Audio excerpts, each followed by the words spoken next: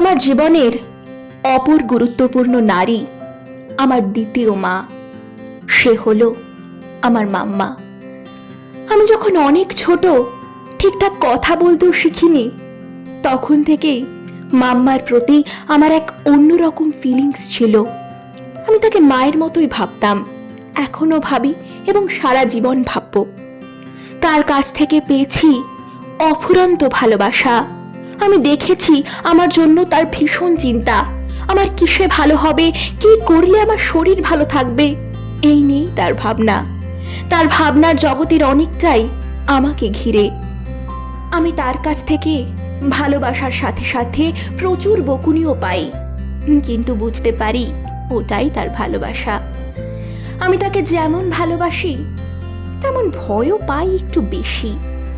মাম্মা কষ্ট পাবে এমন কাজ একটু কমই করার চেষ্টা করি। আমি যেসব কথা আমার মার সাথেও শেয়ার করি না, সেগুলো সব মাম্মাকে বলি। আমার অনেক আবদারও মাম্মা পূরণ করে। আমি সামনাসামনি সব কিছু বলে প্রকাশ করতে পারি না কখনো।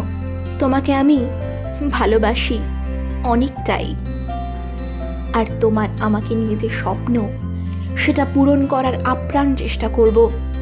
তোমাকে ভালো রাখার দায়িত্ব যে আমার। আজ এই মাতৃদিবসে আমার তোমাকে বলা কথাগুলো আশা করি আমি পূরণ করতে পারবো।